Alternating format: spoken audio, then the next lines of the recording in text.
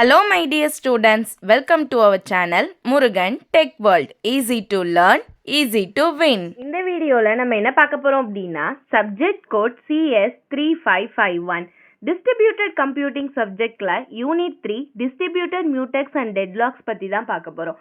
Previous session வீடியோஸ்லாம் உங்களுக்கு unit 1-2ல இருக்க இம்பார்ட்டன்ட் கொஸ்டின்ஸ் வித் ஆன்சர்ஸோட எக்ஸ்பிளனேஷன் வீடியோஸ் அப்லோட் பண்ணியிருக்கேன். பார்க்கலன்னா டிஸ்கிரிப்ஷன்ல பிளேலிஸ்டோட லிங்க் கொடுக்குறேன், செக் பண்ணி பாருங்க. இப்போ அடுத்து யூனிட் 3-4-5ல இருக்க இம்பார்ட்டன்ட் கொஸ்டின்ஸ்க்கான எக்ஸ்பிளனேஷன் வீடியோஸ் அடுத்தடுத்து வர வீடியோல பார்க்கலாம். அதை நீங்க கண்டினியூவா ஃபாலோ பண்ணணும்னா நம்ம முருகன் டெக் வேர்ல்ட் சேனலை சப்ஸ்கிரைப் பண்ணிக்கோங்க, பக்கத்துல இருக்க பெல் ஐக்கானை கிளிக் பண்ணிக்கோங்க. அப்பதான் நான் போடுற வீடியோஸ் உடனே நோட்டிபிகேஷனா உங்க மொபைலுக்கு வரும். ஓகே, ஸோ இப்போ ஃபர்ஸ்ட் இந்த யூனிட்ல நம்ம என்ன பார்க்க போறோம்னா டிஸ்ட்ரிபியூட்டட் மியூச்சுவல் எக்ஸ்க்ளூஷன் அல்காரிதம்ஸ்னா என்னன்னு முதல்ல பார்க்கலாம், பேசிக். ஓகேவா? ஸோ ஃபர்ஸ்ட் டிஸ்ட்ரிபியூட்டட் சிஸ்டம்னா என்ன, இதுக்கு முன்னாடி வரையும் பார்த்துட்டே இருந்திருப்போம். தட் மீன்ஸ் டிஸ்ட்ரிபியூட்டட் சிஸ்டம்னா மல்டிபிள் கம்ப்யூட்டர் ஒரு நெட்வொர்க்ல ஜாயின் ஆகி தன்னுடைய ஒர்க்கை ஷேர் பண்ணிக்கிறதுக்கு பேர் தான் நம்ம டிஸ்ட்ரிபியூட்டட் சிஸ்டம் அப்படின்னு சொல்லுவோம். So multiple process run on the different machine connected through the network. Sometimes this processor need exclusive access to the shared resources. That means இவ்வளோ பெரிய டிஸ்ட்ரிபியூட்டர் சிஸ்டம்ல ப்ராசஸர் எல்லாமே சேம் ரிசோர்ஸை ஆக்சஸ் பண்ண ட்ரை பண்ணும். ஓகேவா? அந்த சமயத்துல மியூச்சுவல் எக்ஸ்க்ளூஷன் அப்படின்ற விஷயம் தான் நடக்கும். அதுக்கு தேவை, ஏன்னா மியூச்சுவலா ஒரே நேரத்துல ஒரு ரிசோர்ஸை 4-5 பர்சனுக்கு தேவைப்படும். ஓகேவா?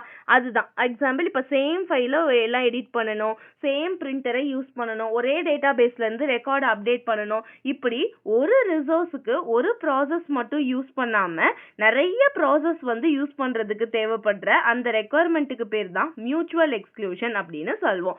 பட் நம்ம டிஸ்ட்ரிபியூட்டட் சிஸ்டம்ல பார்த்தீங்க அப்படின்னா ஷேர்டு மெமரி கிடையாது, குளோபல் கிளாக் கிடையாது, ப்ராசஸர் டிஃப்ரெண்ட் நோட்ஸ்ல தான் ஒவ்வொரு ப்ராசஸும் நடக்கும். கம்யூனிகேஷன் எப்படின்னா மெசேஜ் பாசிங் மூலமா நடக்கும். So here distributed mutual exclusion algorithm, இந்த அல்காரிதம் தேவை எதுக்கு அப்படின்னா ஆக்சஸ் பண்றதுக்காக, ஒரே ரிசோர்ஸ் அந்த மியூச்சுவல் எக்ஸ்க்ளூஷன் ஆக்சஸ் பண்றதுக்கு நமக்கு அல்காரிதம் தேவை. அந்த அல்காரிதம் நம்ம யூஸ் பண்றதுக்கு எந்த இடத்துல அப்படின்னா கிரிட்டிக்கல் செக்ஷன் CS அப்படின்னு சொல்லுவோம். இந்த CS வச்சு தான் ஒவ்வொரு அல்காரிதமே நம்ம பார்ப்போம். ஓகேவா? ஸோ ஆப்ரேட்டிங் சிஸ்டம்ல யூஸ் பண்ற நார்மல் கிளாக் அல்காரிதம் இங்க ஒர்க் ஆகாது.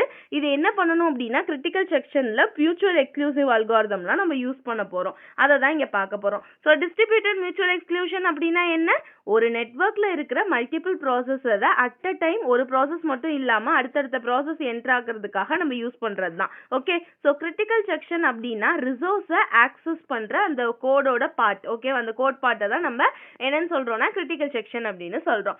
Next, goals of distributed mutual exclusion algorithm. என்னெல்லாம் கோல்ஸ்? இதோட மெயின் கோல் பார்த்தீங்கன்னா ஃபர்ஸ்ட் திங் மியூச்சுவல் எக்ஸ்க்ளூஷன் தான். ஸோ ஒரே டைம்ல ஒரு ப்ராசஸர் மட்டும் இல்லாம கிரிட்டிக்கல் செக்ஷன்ல இருக்க அதர் ப்ராசஸுமே ரன் பண்றதுக்காக நம்ம யூஸ் பண்றது தான் இந்த main distributed mutual exclusion. Next, freedom from deadlock. That means processor மியூச்சுவலா வெயிட் பண்ணிட்டு சைக்கிளை கிரியேட் பண்ணக்கூடாது, அடுத்தடுத்து ஒரே நேரத்தில் பேரலா ஒர்க் பண்றதுக்கு நம்ம கொடுக்கணும் இடத்த.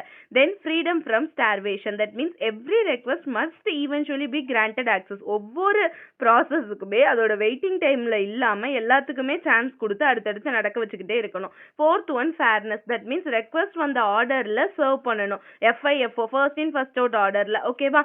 அடுத்து ஃபால்ட் டாலரன்ஸ். இன்கேஸ் நம்ம நோட் ஃபெயிலியர் ஆச்சுனாலும் இந்த விஷயம் எங்கேயாவது ஒரு இடத்துல ஸ்டோர் ஆயிருந்தாதான் நம்ம என்ன பண்ண முடியும் அப்படின்னா ஃபால்ட் டாலரன்ஸ் திரும்ப அந்த மெசேஜை கெட் பண்ணிக்க முடியும். Next, minimal message over. That means to use fever control messages. Communication cost கம்மியா இருக்கணும். ஓகேவா? இது மினிமல் மெசேஜ் ஓவர்லோட்.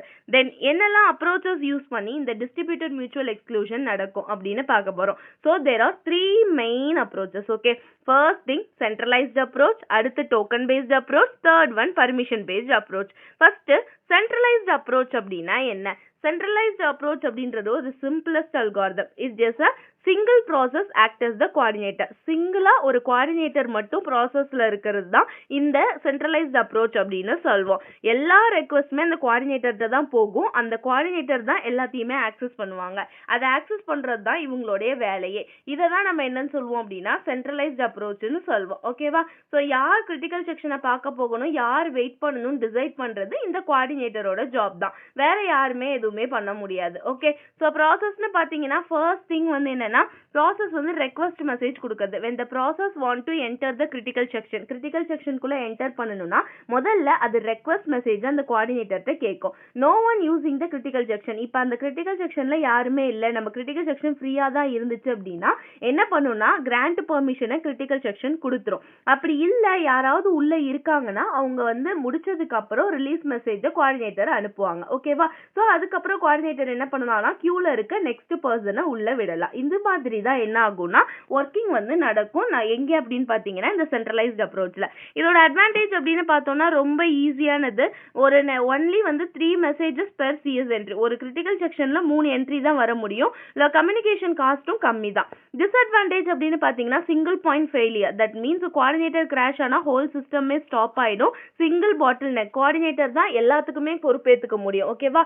அடுத்து ஃபால்ட் டாலரன்ஸ் கிடையாது. ஓகேவா? எந்த இடத்துலயாவது ஏதாவது கிராஷ் ஆச்சு அப்படின்னா டோட்டலா போயிடுறதுனால நம்மளால ஒண்ணுமே பண்ண முடியாது. Okay, so centralised mutual exclusion அப்படின்றது ஒரு ஈஸியான விஷயம், பட் வந்து சேஃப் கிடையாது. ஏன்னா எல்லா இடத்துலயும் சிங்கிள் பாயிண்ட் ஃபெயிலியர் ஏற்பட்டுச்சு அப்படின்னா மொத்தமா பாயிண்ட்ல ஃபெயிலியர் ஆச்சு அப்படின்னா கோஆர்டினேட்டர் கிராஷ் ஆகுறப்ப டோட்டல் சிஸ்டமே போயிடுது. அதனால என்ன ஆகும் அப்படின்னா நம்மளால ஈஸியா திரும்ப ரெக்கவர் பண்ணி எடுக்க முடியாது. நெக்ஸ்ட் பாத்தீங்க அப்படின்னா token based approach, second one. ஓகேவா? So in this method unique token circulate among the process. Token கொடுக்கறது இப்போ ஒரு இடத்துல ஃப்ரீன்னு ஒரு விஷயத்த சொல்லிட்டோம் அப்படின்னா கூட்டம் ரொம்ப வந்துடும். ஸோ யாரு வேணா எப்ப வேணா வரலான்னு இஷ்டத்துக்கு நடக்கும். பட் அதுவே நம்ம டோக்கன் கொடுத்து இதை தான் நீங்க பண்ணணும், இந்த டோக்கன் வைஸ் வரணும்னா என்ன பண்ணுவாங்க, அந்த டோக்கன் யார்கிட்ட நம்பர் இருக்கோ அவங்க தான் வருவாங்க. So in this method unique token circulate among the process. ஒவ்வொரு ப்ராசஸருக்கும் தனித்தனி டோக்கன் கொடுத்துருவோம். only the process that hold the token can enter the critical section. யாருக்கிட்ட அந்த டோக்கன் இருக்கோ அவங்க மட்டும்தான் கிரிட்டிக்கல் செக்ஷன்ல என்டர் ஆக முடியும். ஓகேவா? ஸோ இதுக்கு மெயின் 2 அல்காரிதம் இருக்கு. டோக்கன் ரிங் அல்காரிதம் ஒன்று, அதை நம்ம லாம்போர்ட்ஸ் அல்காரிதம்னு சொல்லுவோம். சுசுகி கசாமி ப்ராட்காஸ்ட் அல்காரிதம் ஒன்று.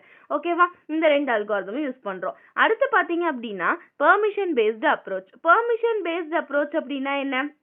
இத quorum based approach அப்படின்னு சொல்லலாம். process must get permission from the several other process before entering CSS. அதாவது ஒரு கிரிட்டிக்கல் செக்ஷனுக்குள்ள ஒரு ப்ராசஸ் என்டர் ஆகும் முன்னாடி மற்ற எல்லா ப்ராசஸ்டையும் ஒரு தடவை பெர்மிஷன் வாங்கிட்டு யாரும் நீங்க இப்போ போகல, உங்ககிட்ட இந்த டைம்ல வந்து எந்த ஒரு அப்பாயின்மெண்ட்டும் இல்லைல்ல, நான் உள்ள போய் ஒர்க் பண்ணிக்கலாம்லன்னு ஒரு பெர்மிஷனை கேட்டுட்டு அதுக்கப்புறம் தான் அது உள்ள நுழைஞ்சு வேலை பார்க்கணும். ஓகேவா? இதை தான் நம்ம என்னன்னு சொல்வோம்னா பெர்மிஷன் பேஸ்ட் அப்ரோச்னு சொல்வோம். இதுல மெயினா நம்ம யூஸ் பண்ற டெக்னிக் பாத்தீங்கன்னா Lamport mutual exclusion algorithm, time ஸ்டாம்பை பேஸ் பண்ணி Richard Agrawal's algorithm, Maekawa's quorum algorithm. ஓகேவா? So these are the main 3 important algorithm used in the permission based approach. இப்போ உங்களுக்கு பார்த்தாச்சு கிளியரா வந்து டிஸ்ட்ரிபியூட்டட் சிஸ்டம்ல மியூச்சுவல் எக்ஸ்க்ளூஷன் அப்படின்னா என்ன, அந்த மியூச்சுவல் எக்ஸ்க்ளூஷன்ல எந்த மாதிரி 3 அப்ரோச் வந்து யூஸ் பண்றாங்க அப்படின்னு சொல்லிட்டு கிளியரா நம்ம இன்ட்ரோடக்ஷன் ஃபுல்லா பார்த்துட்டோம். ஸோ இதுல இருக்க ஒவ்வொரு அல்காரிதமும் ரொம்ப ரொம்ப இம்பார்ட்டன்ட். இந்த யூனிட்டை பொறுத்தளவு பாத்தீங்க அப்படின்னா Richard Agrawal algorithm, Suzuki Kasami broadcast algorithm, Lamport algorithm, இது ரொம்ப ரொம்ப ரொம்ப 3மே முக்கியமான அல்காரிதம். பிகாஸ் அடிக்கடி கேட்டிருக்கிறதும் கூட. இது ஃபர்ஸ்ட் பார்ட்ல. செகண்ட் பார்ட்ல டெட்லாக் பாத்தீங்க அப்படின்னா டெட்லாக்ஸ் ரொம்ப ரொம்ப இம்பார்ட்டன்ட். அதுலயுமே உங்களுக்கு சிஎம்ஹெச் அல்காரிதம்லாம் ஆர் மாடல் அன்மாடல்லாம் ரொம்ப இம்பார்ட்டன்ட். ஸோ நெக்ஸ்ட் வீடியோல அடுத்தடுத்த டாபிக் பார்க்கலாம். மறந்துடா முருகன் டெக் வேர்ல்ட் சேனலை சப்ஸ்கிரைப் பண்ணிக்கோங்க, பக்கத்துல இருக்க பெல் ஐக்கானை கிளிக் பண்ணிக்கோங்க. அப்பதான் நான் போடுற வீடியோஸ் உடனே நோட்டிபிகேஷனா உங்க மொபைலுக்கு வரும். Stay tune. தேங்க்யூ.